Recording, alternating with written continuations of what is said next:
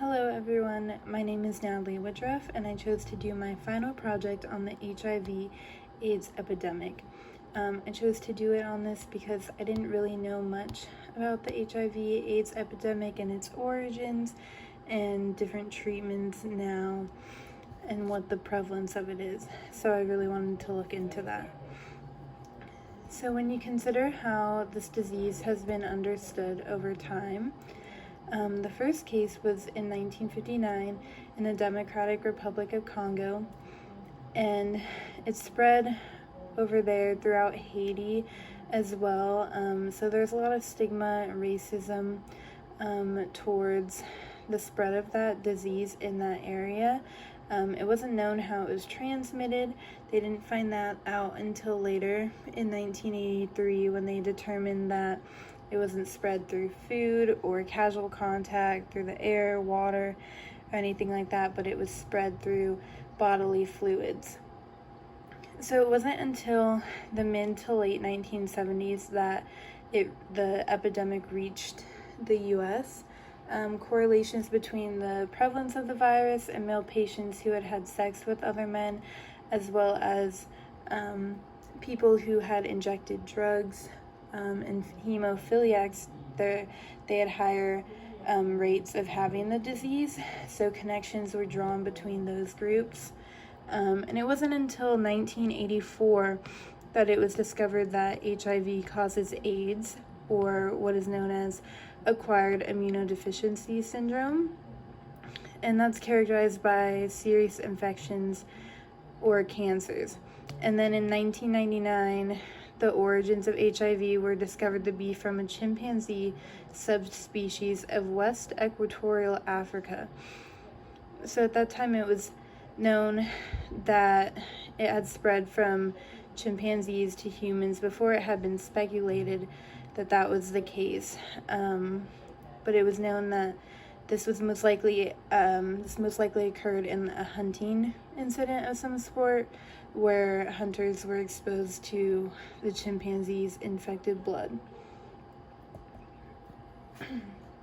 So when you think about if there's been any change in the way that the disease has been defined, I wanted to revisit the actual definitions.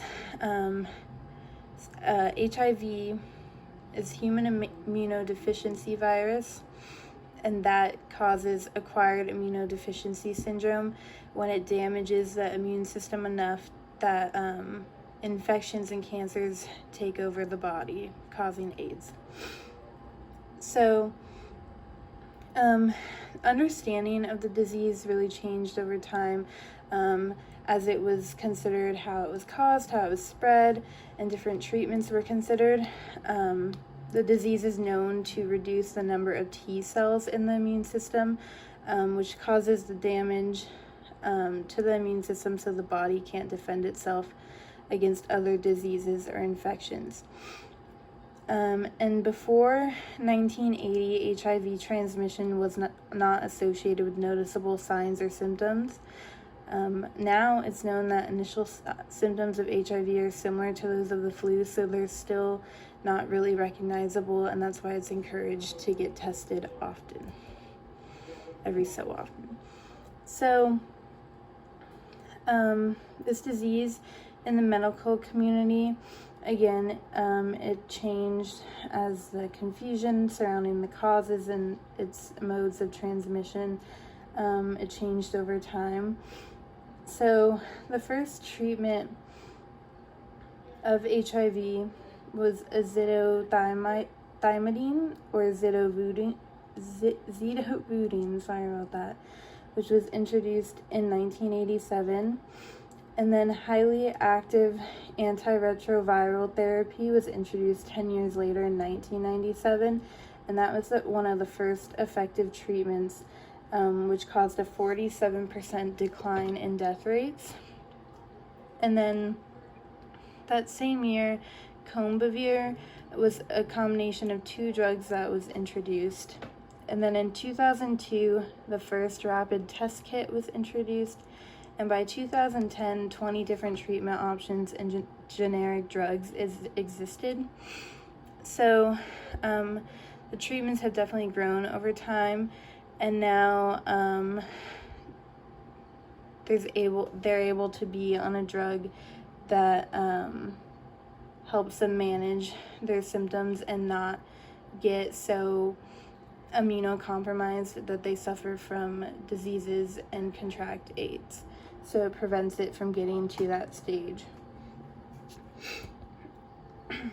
And then for the last part, when you consider how it's been understood or viewed within society, there's a number of things to consider.